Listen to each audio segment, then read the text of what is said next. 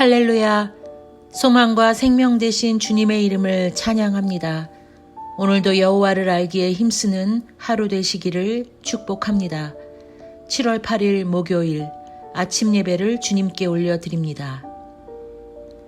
다 함께 사도신경으로 신앙을 고백하겠습니다.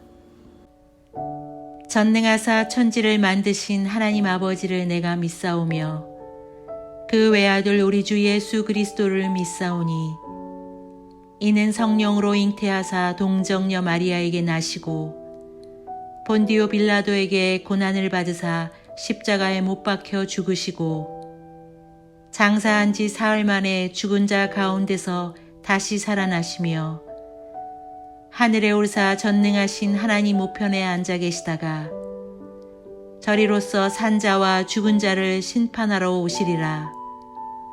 성령을 믿사오며 거룩한 공회와 성도가 서로 교통하는 것과 죄를 사하여 주시는 것과 몸이 다시 사는 것과 영원히 사는 것을 믿사옵나이다. 아멘. 오늘 하나님의 말씀은 사도행전 3장 11절에서 26절 말씀입니다. 하나님의 말씀을 함께 읽겠습니다.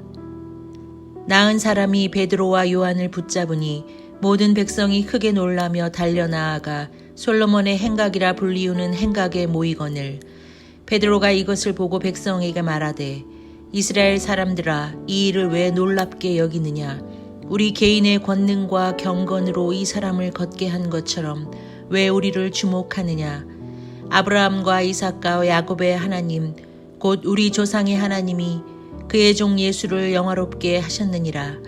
너희가 그를 넘겨주고 빌라도가 놓아주기로 결의한 것을 너희가 그 앞에서 거부하였으니 너희가 거룩하고 의로운 일을 거부하고 도리어 살인한 사람을 놓아주기를 구하여 생명의 주를 죽였도다.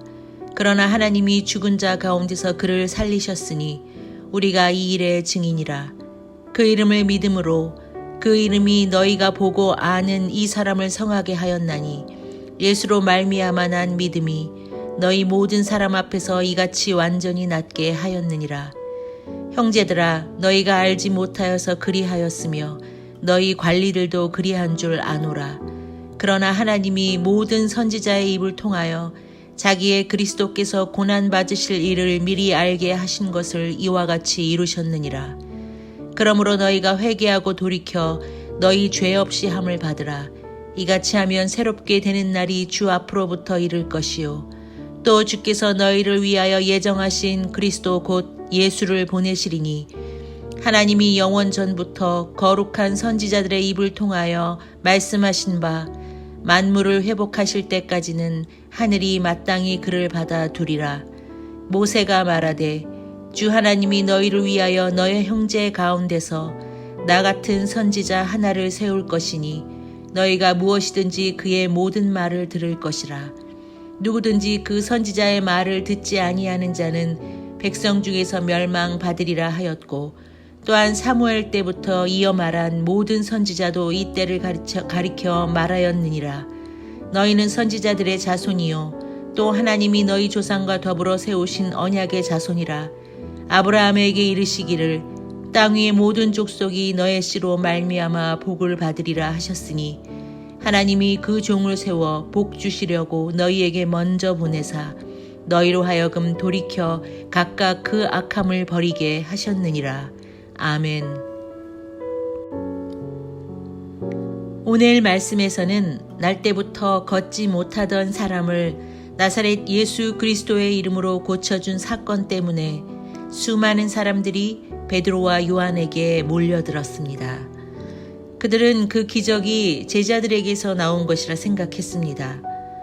그러나 베드로와 요한은 이 일은 자신들이 한 일이 아니라 말하며 오직 치유의 기적은 예수 그리스도께만 있음을 밝힙니다. 그리고 사람들을 향해 예수 그리스도의 죽음과 부활의 복음을 전하며 하나님은 모든 선지자들의 입을 벌려 예언하신 것을 그리스도의 고난을 통해 모두 성취했다고 선포합니다. 처음부터 걷지 못하던 거린이 걷게 되는 사건으로 성전 미문 주변에 있던 사람들은 크게 놀라지 않을 수 없었습니다. 본문 11절 말씀에서 사람들은 이 대단한 일이 모두 베드로와 요한이 한 일이라고 생각하고 그들을 붙잡기 위해 솔로몬 행각에 모였던 것입니다. 그들이 이렇게 생각했던 이유는 베드로와 요한이 그 거린에게 일어나 걸으라고 말을 했고 오른손을 잡아 일으키는 것을 보았기 때문이었습니다.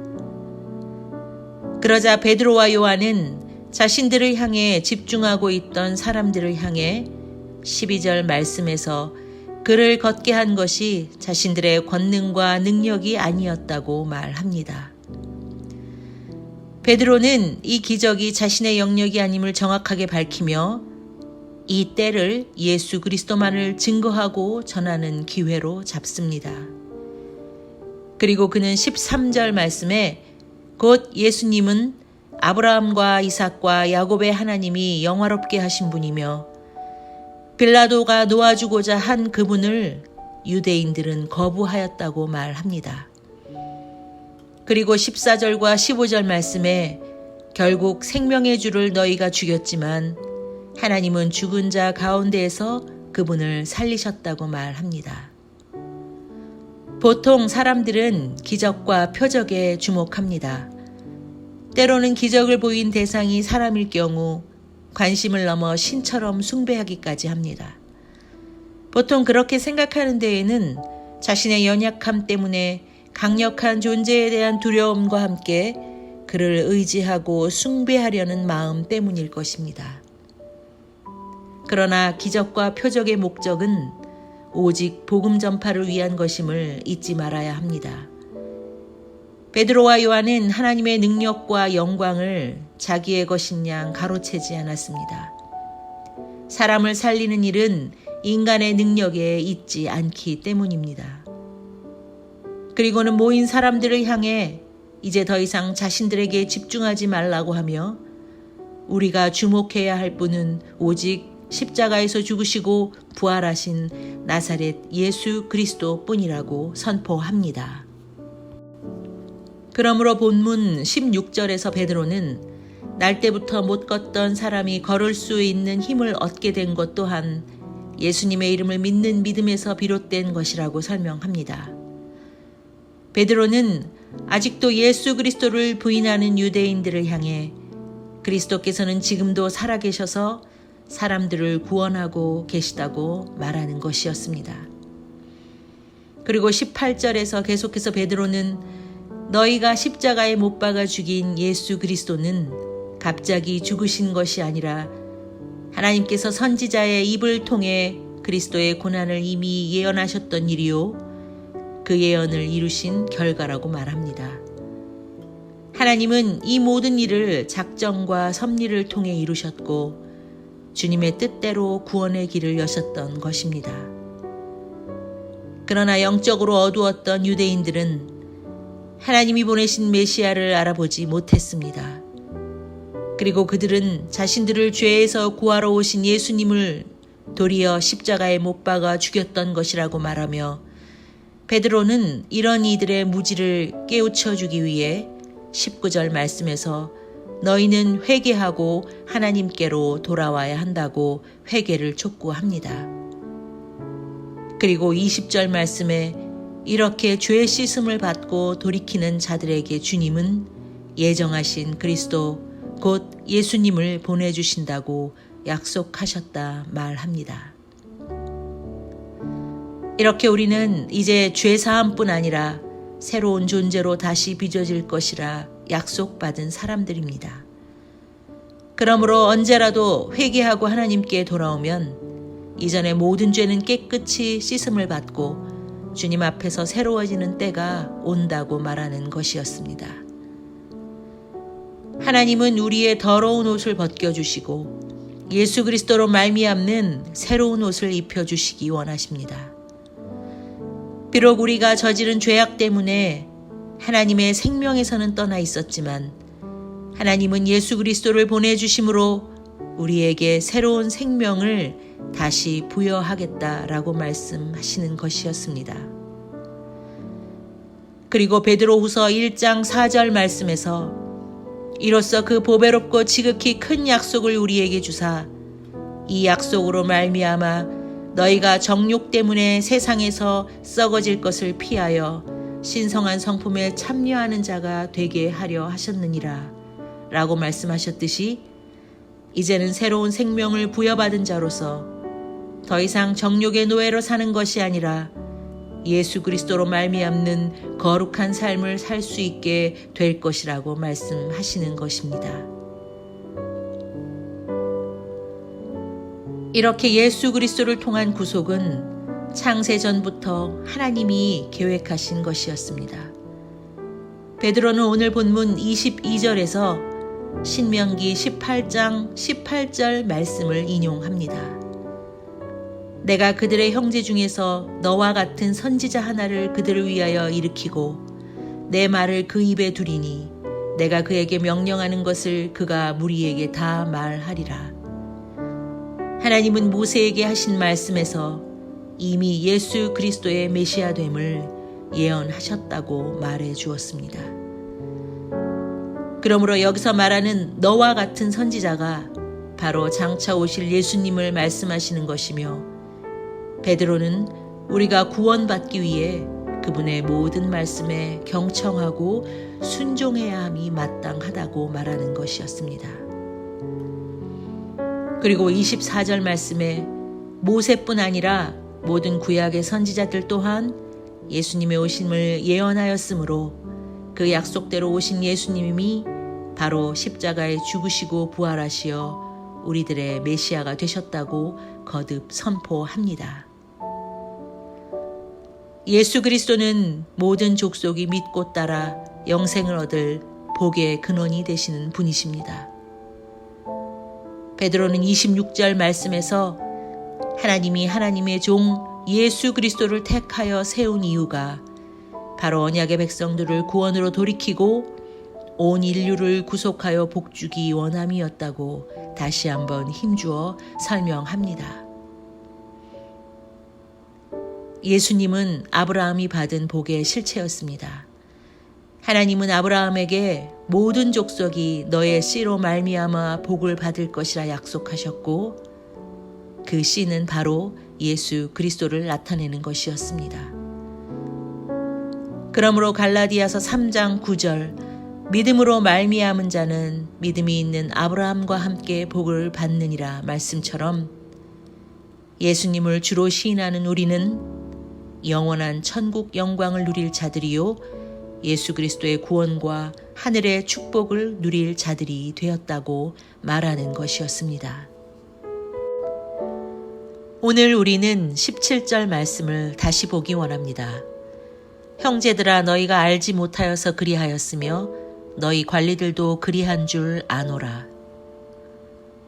병자를 낫게 한 일은 사람들의 관심을 끌기에 충분했습니다. 사람들은 몰려들었고 베드로와 요한은 단번에 영웅이 되었습니다.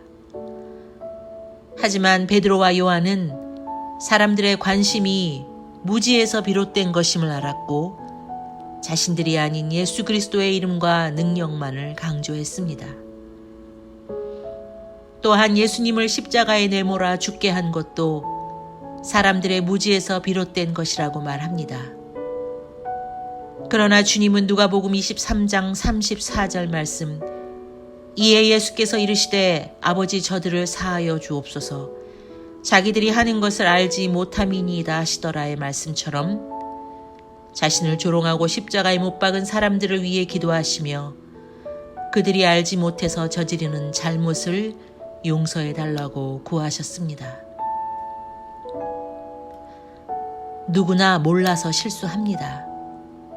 그러나 무지에서 오는 실수가 더 큰 일을 초래할 수 있음을 우리는 알아야 합니다.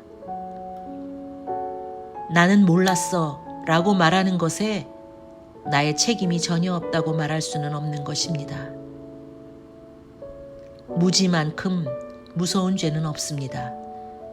하나님의 구원 계획이 예수 그리스도의 순종으로 인해 성취되었다고 해서 우리들의 무지가 예수님을 죽게 한 책임과 죄까지 면제되는 것이 아님을 우리는 기억해야 할 것입니다.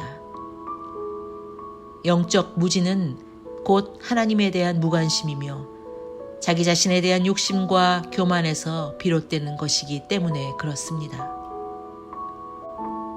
베드로는 오늘 말씀을 통해 이렇듯 무지한 우리가 해야 할 두 가지를 말하고 있습니다. 그것은 바로 우리가 회개하고 돌이키는 것입니다. 여기서 회개는 죄에서 돌아서는 것을 말하고 돌이킨다는 것은 하나님께로 돌아가는 것을 말합니다. 그러므로 스스로 우상이 되려는 교만을 회개하고 사람에 대한 관심과 두려움에서 벗어나 호세아 6장 3절의 말씀처럼 하나님을 향한 소망과 인내로 날마다 하나님을 더욱 알기에 힘쓰는 우리 모두가 되기를 간절히 소망합니다. 기도하겠습니다.